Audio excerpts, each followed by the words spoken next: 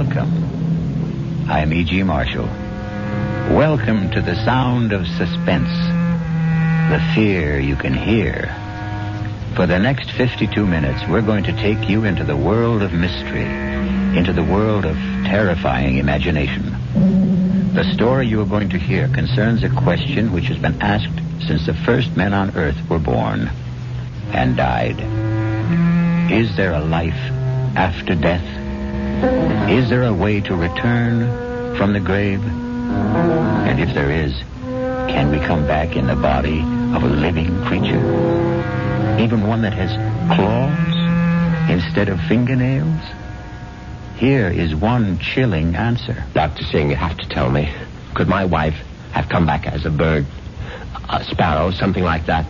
Well, your wife was a rather big woman, Mr. Moresby, in a physical sense. How about a snake? A seagull? How about a cat? A great, big, fat cat? A cat?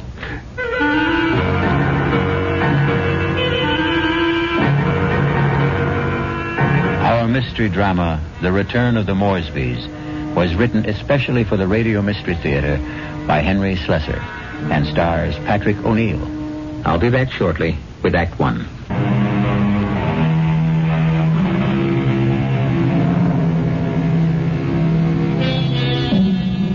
Now here is Act One. Like all murder stories, sooner or later, it reaches the office of a daily newspaper.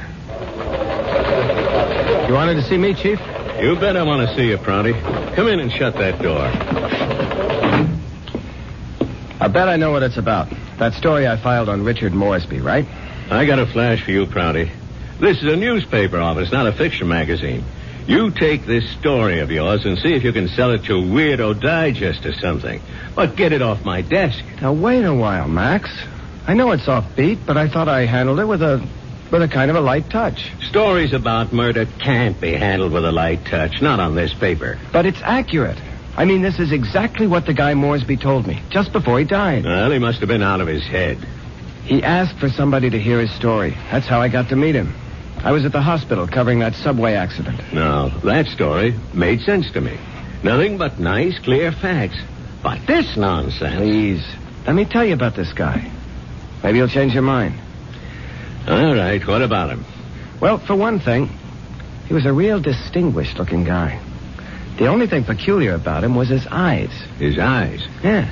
They were the palest blue eyes I ever saw in a man. They weren't really blue at all. They're like silver. Big deal. So he had silver eyes. And when he started to tell me about himself, well, I just had to hear the whole story, Chief. Yes, I was born in London, but my family moved to the States when I was young. They didn't improve much on the climate when they did. We lived in Vermont. I don't think I was ever warm enough until the age of 24 when I moved to Southern California. I lived on beaches. A superb swimmer, a superior surfboarder, and a terrible bum. It was on the beach at Malibu that I met the woman who was to become my wife. Her name was Una. She was as pale as a gardenia with bones. Una had more bones than any other woman I've ever met. Lovely day, isn't it? I beg your pardon? I said it's a beautiful day. I don't think I've ever seen the ocean look prettier. Frankly, the Pacific always looked a little muddy to me. I wonder if that's what Balboa said when he first saw it. Well, he probably said, what a great place for surfing. Ah, I see you have a surfboard. Yes, as a matter of fact, I think I see a wave that I like. Will you excuse me? Oh, I wish I had the nerve to try it. Yeah, you really should. Well, bye now. Maybe I'll ask my chauffeur to teach me. I'm sorry. What did you say? Charles, my chauffeur. He's very good at sports. Come to think of it, that wave doesn't look so good after all. By the way, my name is Richard. Richard Moresby. How do you do? My name is Una.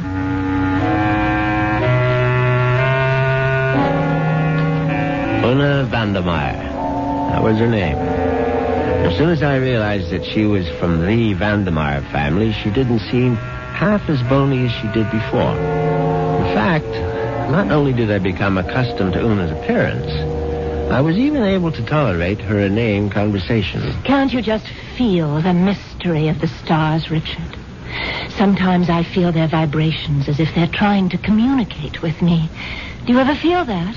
Well, sometimes, I suppose. I really think we must be one with the universe, don't you? I really believe there's just one great universal soul, and we're all part of it. Don't you think so, too? Yes, of course. Right on, as they say.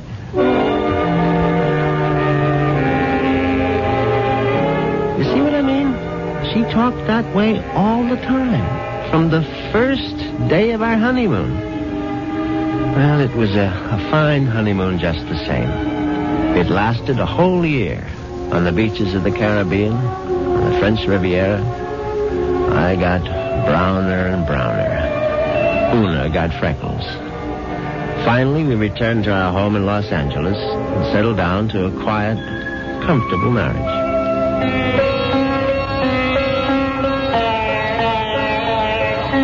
What on earth is that you're playing? It's sitar music, darling. Oh, it's just so spiritual. What made you buy the record? Well, Dr. Singh recommended it. Who? Dr. Singh, at the Temple of Metapsychosis, you know. The Temple of what? Metapsychosis. I told you about joining the temple last week. Oh, Richard, sometimes I think you don't listen to me. Now, as you may know, Southern California abounds in quasi-religious organizations. And she'd gone through a number of them without discovering the universal soul at any of their altars. Darling, please come to one of Dr. Singh's lectures. He's such a magnificent speaker. He emits such vibrations.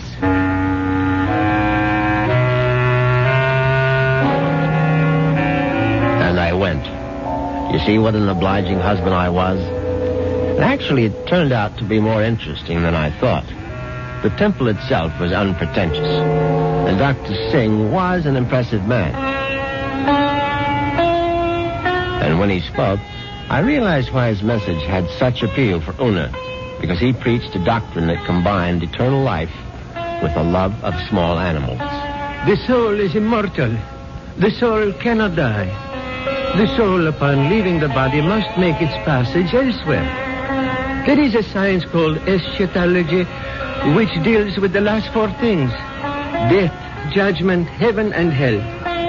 It is the most ancient of all sciences, and from its wisdom has come the inescapable certainty of the transmigration of souls. Yeah, I know it's a bit weird, but stay with it. And where does the soul go? According to the wise men of all generations past, the soul departs from the mouth of the dying. It is consequently a small thing. A bird, a snake, a mouse, a dove, or a hawk, a dog, a cat, an insect.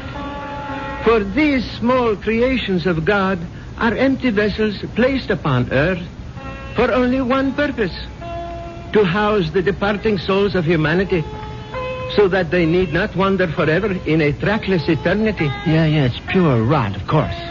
But that's what the man said, and Una sat there and believed every single word. Oh, wasn't he marvelous, Richard? Isn't it wonderful that the soul never dies? That we can all come back as little animals? I'm not sure I want to come back as an animal. But you'd still be you, Richard. Oh, don't you see? Well, by the way, what was that envelope you handed Dr. Singh after the meeting? The envelope? Oh, that was my donation, of course.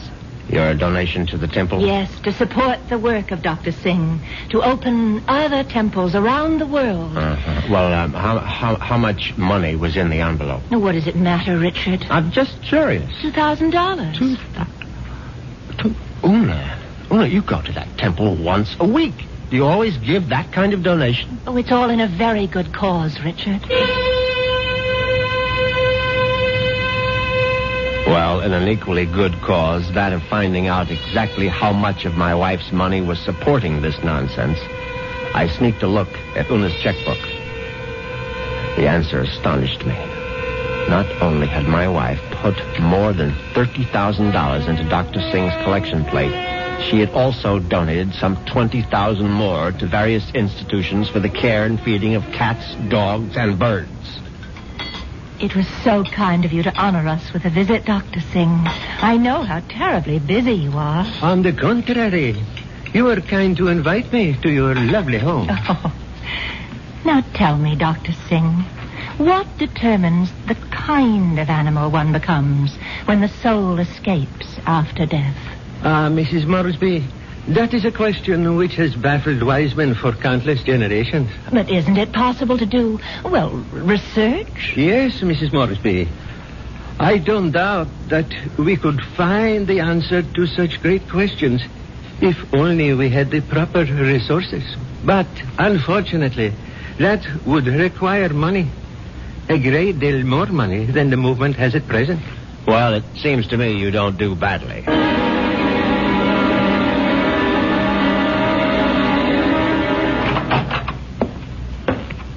Well, there you are. Hello, Richard. Where have you been all morning? Right here, in my little sewing room. Don't tell me you were sewing. Oh, don't be silly. Actually, I've been composing something. A letter? Oh, something more important than that. Richard, do you realize that I have no last will and testament? Well, why should you? Healthy young chicken like you. I can't call myself young anymore, Richard. You'll always be young to me, darling. Oh, that's very sweet. But just the same, it's only practical to have a will. Would you read it over, Richard, and see if it sounds legal enough? Certainly. Well, let's see now. I, Una Vandermeyer Moresby, a resident of the city of Los Angeles, state of California, residing at 8 Sheridan Drive, being over the age of 21 and of sound and disposing mind and memory. Darling, this is superb. Where on earth did you get the language? Well, to tell you the truth, I copied it out of Daddy's will. The one that left you $10 million? Yes. Well, I don't see how you could go wrong. Let's see now. Not acting under duress, menace, fraud, or undue influence of any person whomsoever... And, good Lord, Una. What is it? What? You're not serious about this. Oh, about making a will? Well, of course I am. I mean, this bequest to the temple mumbo jumbo. What's wrong with it? Now, listen, darling, I told you how important Dr. Singh's work is, but it requires money to carry it on. Tons of money. So the least I can do is to help the poor man as much as I can. But you're giving him 90% of your entire fortune. You'll still have $1 million if I go first, Richard. Isn't that enough? No, it isn't. I mean, the whole thing is ridiculous. Don't you realize that man is a fraud, a charlatan? What? Oh, for heaven's sake, Una, open your eyes. Don't you realize the simple truth? Your money won't build any temples. It's just going to line the pockets of that turbaned phony. Richard, what a terrible thing to say. Well, you told me you liked Dr. Singh, that you were very impressed by his theory of transmigration. Darling, I was only saying all that to please you. But now I'm telling you that the only thing Dr. Singh is planning to transmigrate is your money into his savings account. And frankly, I'm not going to let him do it. Richard, what are you doing? You're tearing up my will. That's right. How dare you do such a thing? It's my money, and I'll do whatever I please with it. Una, darling, I just want you to have a chance to come to your senses. Oh, there's nothing wrong with my senses. I can see very clearly what the real trouble is.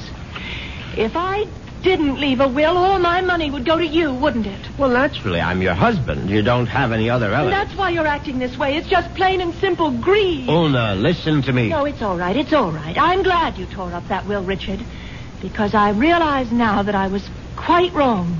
Do you? Yes. It's a mistake to leave only $9 million of my money to the temple. I'm going to leave all of it to Dr. Singh.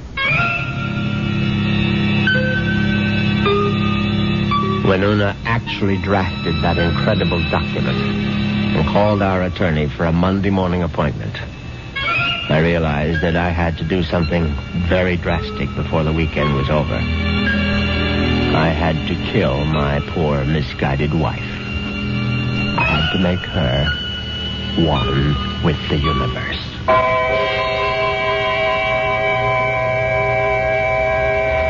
It's obvious that Mr. Moresby is going to be a very reluctant murderer. The question is, will his reluctance get in the way of his efficiency? We'll get the details when we return shortly with Act 2.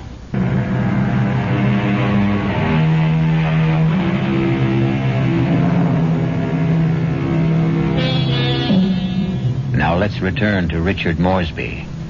In order to find him, we'll have to search the highway, for Richard has taken his white Jaguar out for a spin. But there he is now. On Saturday morning, I took a little spin in my XKL and did some thinking on the open road. I didn't want to kill poor Una, of course. The whole idea was repellent. But on the other hand, the thought of Dr. Singh spending the fortune that was rightfully mine was even more abhorrent. However, I decided I would make one more stab at a reconciliation. Darling, may I come in? It's your living room, too. It doesn't feel like it. Matter of fact, I've felt like a stranger in this house for the past 2 days. I suppose that's my fault. Well, you haven't been exactly cordial, have you? I've hardly been home, Richard. I spent all day yesterday at the temple and all morning at the pet rest kennels. And how are all the little souls doing? You just won't stop being irreverent, will you? It's been my money all along, hasn't it, Richard? From the very beginning, you were attracted to my money. Oh, now, darling, if you thought that, you would never have married me. I didn't want to believe it. I don't want to believe it now. Well, now, how can I prove to you that you're mistaken? Richard, you really want to prove it? Of course, I'll do anything you say. All right. Now, I know exactly what you can do. You can let me leave my money to Dr. Singh and the temple. The whole $10 million? Yes, because that's the only way I'll know that it's me you love.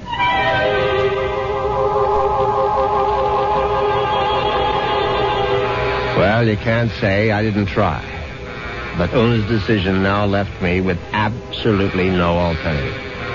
I was still deeply unhappy about the necessity of taking her life. However, fate was kind to me that very afternoon. Now you're sure that you want me to continue reading, Richard? Of course, darling. Well, I'm sort of embarrassed about this part. It's a paper that I wrote myself. Something you wrote? Yeah, I wrote it this morning. I was going to show it to Dr. Singh. It's, it's a sort of a poem. It's called Death. Snappy title. Hope I can read my own handwriting. Death has become nothing to me. Death holds no fear for me. Come, death, I welcome you. Lead me to the woods, the waters, the air above the earth. Come, take me, death. Your touch is kind. Richard? Oh, Richard, why do you look like that? Is it really that terrible? Oh, terrible. Oh, no, my darling, it's beautiful. Do you mean it? You must give it to me, Una. I must have it. You like it that much? Yes, I certainly do. Oh, well, I'll type it up for you, Richard. No, I must have the original. No, just the way you wrote it. Oh, darling, I'm so flattered. What will you do with it? Oh, I'm going to put it in a frame, of course. And I know just where I'm going to hang it.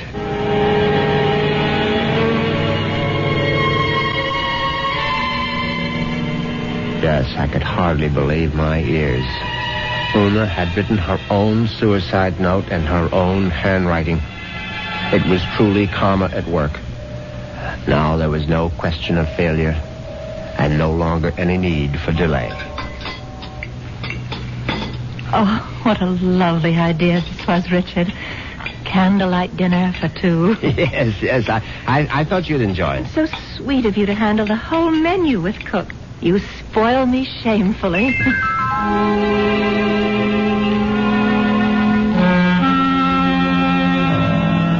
And that night, I spoiled her just a bit more by bringing hot cocoa to her in bed. Oh, Richard, you shouldn't have bothered. But I know how you like your hot cocoa before retiring, Una. You can't get to sleep without it. No, but Parker could have brought it to me. Oh, no, this is something I had to do myself. Oh. No, drink it down now. Yes. I'm drinking it. Does it taste all right? Oh, it tastes just fine.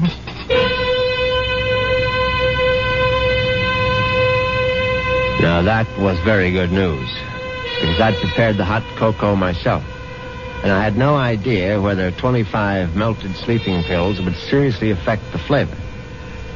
Finally, Una was all tucked in for the night. I went into my study, picked up the poem she had written for Dr. Singh, and brought it to the bedroom. I placed it carefully on the night table beside her. Then I bent over my sleeping darling to see if she was getting along all right. She was very, very quiet. And then a dreadful thing happened. Una opened her eyes. Richard. Oh, Richard. Hush, darling. Now go back to sleep. Richard, I'm sick. No, my love. No, you're only sleepy. Cocoa tasted so strange. I didn't want to upset you, Richard, but I'm sick. No, you'll feel much better in the morning, Una. I promise you. Tomorrow morning, you'll be one with the universe. Richard, that paper. What paper, darling? It's my poem. My poem for Dr. Singh. What's it doing there? I was just reading it over, darling, that's all. And bottle of my sleeping pills. Oh, it's empty. The bottle is empty. Oh, Richard. What have you done? Nothing, darling, nothing. Now, just go to sleep. Cocoa. You put sleeping pills in it. All of them. Don't try to get up, Una, please. Now, don't. Trying to kill me. You're trying to murder. No, for heaven's sake, Una, now stop saying things like that. Do you want the servants to hear? Help somebody. Help. Now, come on, lie down. Lie down, Una, for heaven's sake. Come on, now, lie down. Lie down. There. That's better. You won't get away with it. You won't get away with it, Richard. I promise you. Anything you say, darling. I'll come back, Richard. You know I'll be back. Yes, of course. Just welcome death, Una. The way you wrote in your little poem. I'll be back. I swear it. Oh.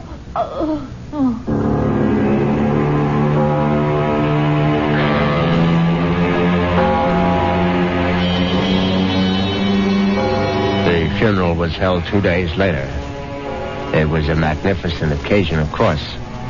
I gave Una a farewell that was consistent with her vast fortune. Everything was the best. Coffin, flowers, preacher, everything. Her burial place was one of the choicest bits of real estate at Forest Lawn. The only discordant note was the fact that Dr. Singh insisted on saying a few words at the service. They were familiar words, but frankly, they gave me a slight bit of a chill. The body of Una Moresby is dead, but her soul lives on. The soul cannot die. The soul is immortal. It has left the earthly remains of this woman and has sought the body of a small living thing. There it will abide until the Almighty is ready to choose its next home. Mourn not the end of Una Moresby, for there is no end. I couldn't help congratulating myself on how well everything had gone.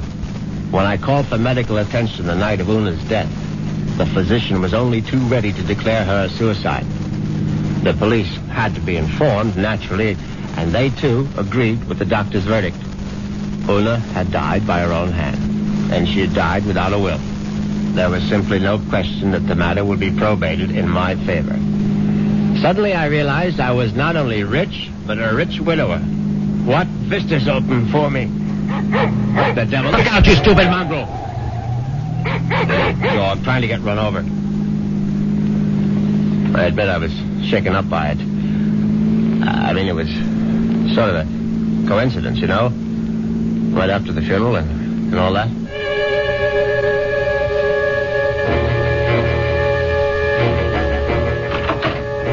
very glad to be home again. You can be sure. Excuse me, Mr. Moresby. Yes, Parker? Cook is worried about the raccoon, sir. The what? There's been a raccoon at the kitchen door all morning, and Cook is badly alarmed, I'm afraid. I've tried to scare it away, but it keeps returning. A raccoon, for heaven's sake? Why don't you just shoot it and make a coat out of it? I was wondering if you wished me to call the game warden, sir. Oh, please, Parker, do whatever you please about it. I'm going to take a nap. Yes, sir. Very good, sir.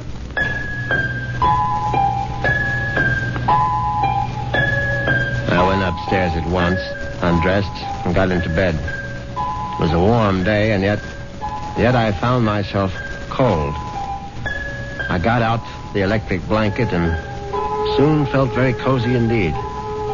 In fact, I felt so much better that I made a phone call.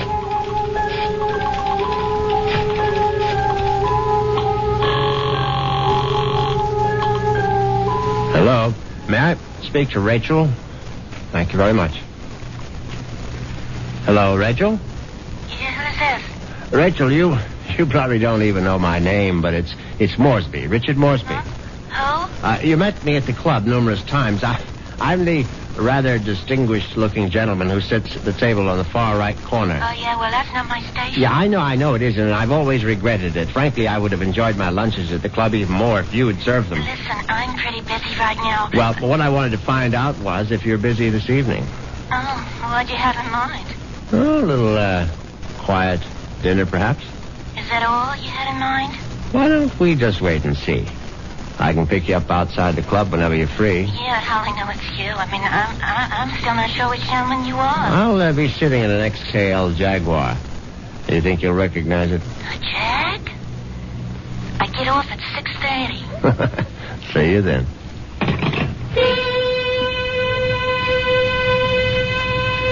Yes, I was feeling very good now. Very good indeed. I would have drifted off into a pleasant sleep except for one thing. For a moment I thought a bomb had gone off in the room. Then I realized it was nothing more than a bird. A foolish sparrow had dived in headfirst into the plate glass window of the bedroom and now lay stunned on the carpet. I looked at the thing's fluttering little heart, and suddenly I was struck by a terrifying palpitation of my own. The dog, the raccoon, the bird. Good Lord. Could one of them have been Una?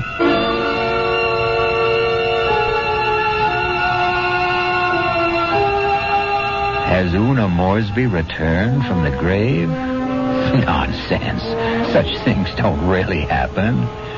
But perhaps we should reserve judgment until I return shortly with Act 3.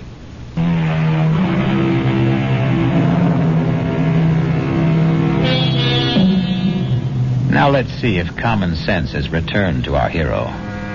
He's doing a sensible thing right now. He's taking a good, refreshing shower.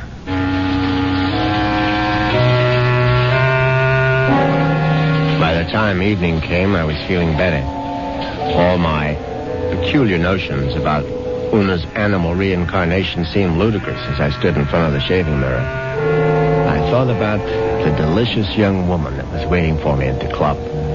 I'd admired Rachel's way with a tray for months, but ever faithful to my wife, I hadn't done more than gaze from afar.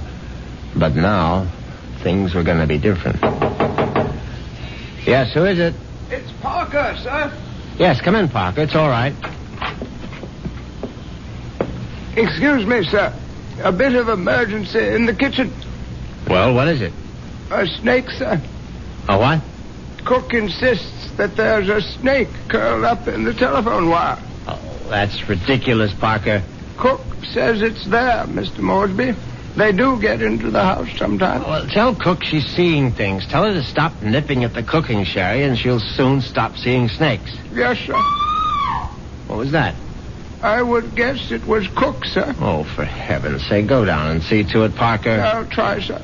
But I'm not very good with snakes, sir. Well, what do you think I am, an expert?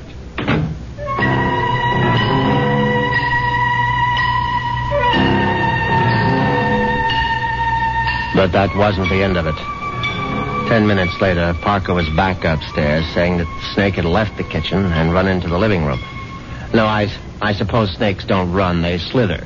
It slithered into the living room and was now embracing still another telephone wire, obviously mistaking it for a long-lost love. But then, another unsettling thought came into my mind.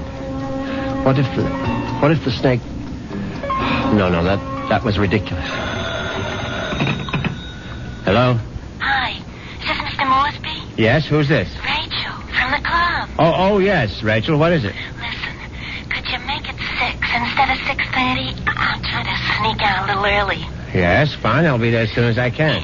In the Jaguar, right? Yes, in the Jaguar. Listen, the reason I want to leave earlier is because my husband always picks me up at 6:30. What was that? So I asked one of the girls I work with to tell him I got another job someplace. He won't care. He likes me to earn extra money. Yes, I see. So, just to make the story look good, I guess you'll have to lend me a few dollars after our date. Yes, of course. And listen, I really do remember you, sugar. You're the handsome one with a cute bald head. See you soon.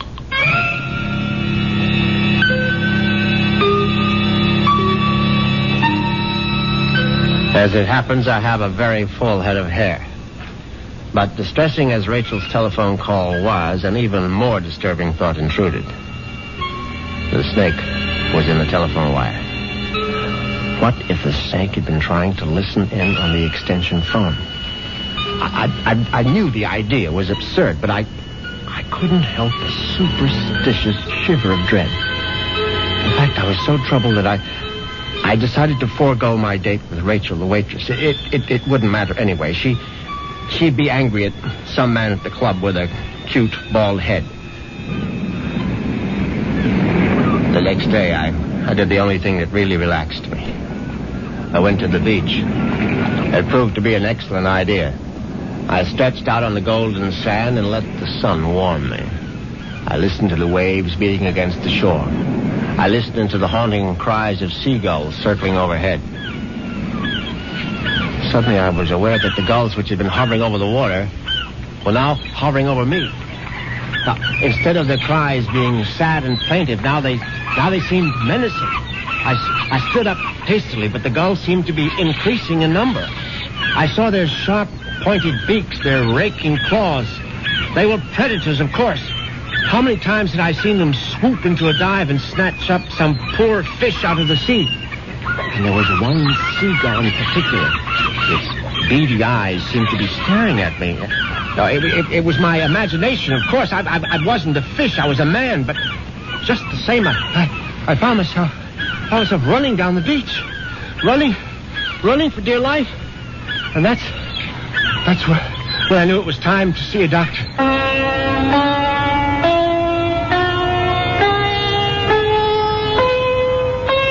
Yes, Mr. Moresby. I'm very pleased that you honored the temple with your presence.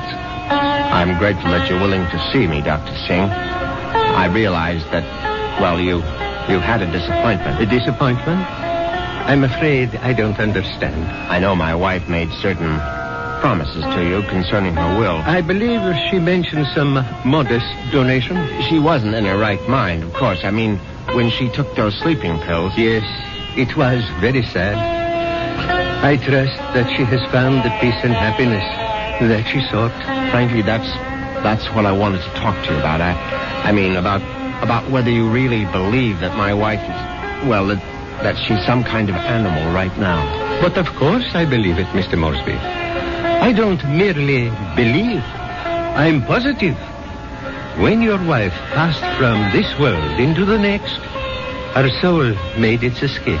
Yes, I know how it goes, but what I'd really like your opinion about is what sort of animal do you think she might be now? I told you, Mr. Moresby, we have no way of knowing. But can't you take a guess? I mean, you said it might be influenced by a person's karma. Am I quoting you right? Yes. The kind of person she was in life may well determine the kind of animal she is now. Your wife was soft. Your wife was gentle. Your wife was independent in spirit. Now, what animal does that remind you of? I don't know. I can't think. Then go home and think about it, Mr. Moresby. Go home and try to be one with the universe. I went home, and I tried to be one with the universe. And when that didn't work, I tried being one with a bottle of scotch. I was still in the library, asleep in the big leather chair, when I heard the noise in the cellar. I simply had to investigate. I looked into the cellar and found that one bare bulb wasn't enough for a thorough search. I found a flashlight and went down the cellar steps. At first there was nothing I could see. But then, there's an empty oil can. Swiftly, my flashlight picked out the culprit. At first, I thought it would turn out to be a mouse, but instead, it was a large, white cat.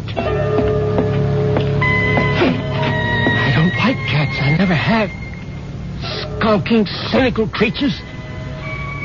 When the beam of my flashlight hit it, the cat froze. I saw it was an alley cat. Its fur shaggy, its eyes baleful in the light.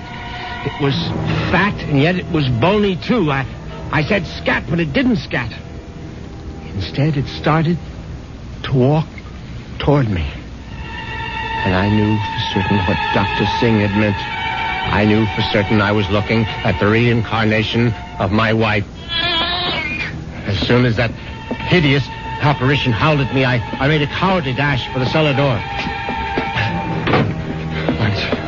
Once I was on the other side, I remembered the hunting rifle that Una had given me for Christmas. It stood unused in an upstairs closet. I found it. I loaded it and brought it back to the cellar. I hadn't fired a rifle since boyhood. I stood on the top of the stairs with my flashlight picked out the ghostly white form of the cat. I put down the light, raised the weapon, and squeezed the trigger. The report was deafening, but the recoil was worse. My precarious balance on the top step was lost. I fell to the bottom.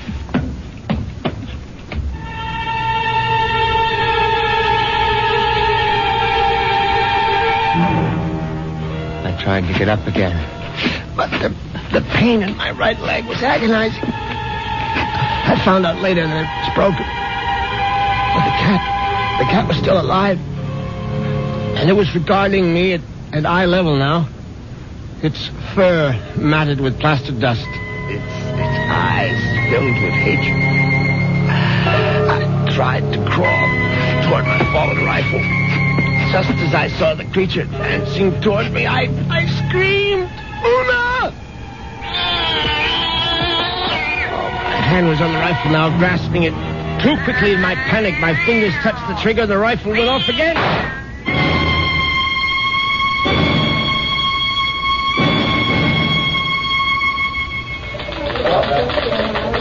Well, that's how Moresby ended up in the hospital, Chief, with a broken leg and a bullet in his hip. And then he died. But I think he was telling the truth. You could see it in his eyes. His silver eyes, right? Yeah, his silver eyes. And you really believe that the guy's wife came back as a cat to get her revenge? What does it matter? It's still a good story. Sorry, Prouty, I can't okay it. Well, what if I got more details? What if I talked to this Dr. Singh? If I went to the Moresby cellar and found that cat? And what would you do then? Ask her if she's Mrs. Moresby? I still think it's worth a try, Chief. I'll tell you what, Prouty. What are you doing for lunch? I hadn't thought about it. Well, think about buying my lunch. You? There's a pretty good restaurant right around the corner where the Moresbys live. Now, we can get a bite there and then check out that cellar.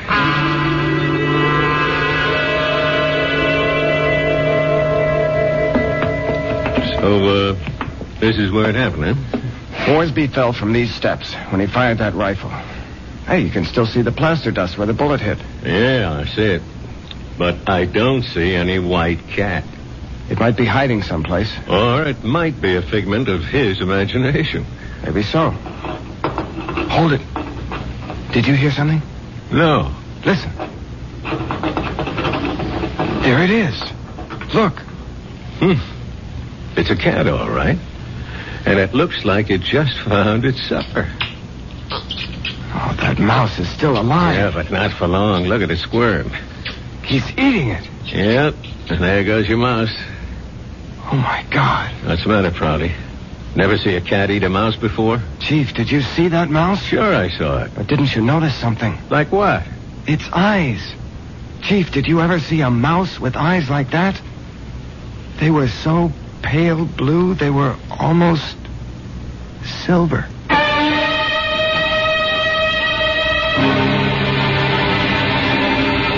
And so the cat and mouse game comes to an end. But according to Dr. Singh, there is no end. Perhaps Richard Moresby will have his turn next in another afterlife. I'll be back in a few moments.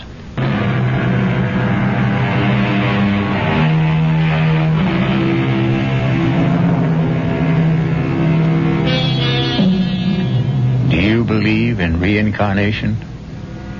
Do you believe the dead return? We have to believe it, because here we are, the reincarnation of radio drama. We hope you'll keep us alive by listening again to the Radio Mystery Theater. Our cast included Patrick O'Neill, Marion Seldes, Nick Pryor, and Dan Ocko. The entire production was under the direction of Himan Brown.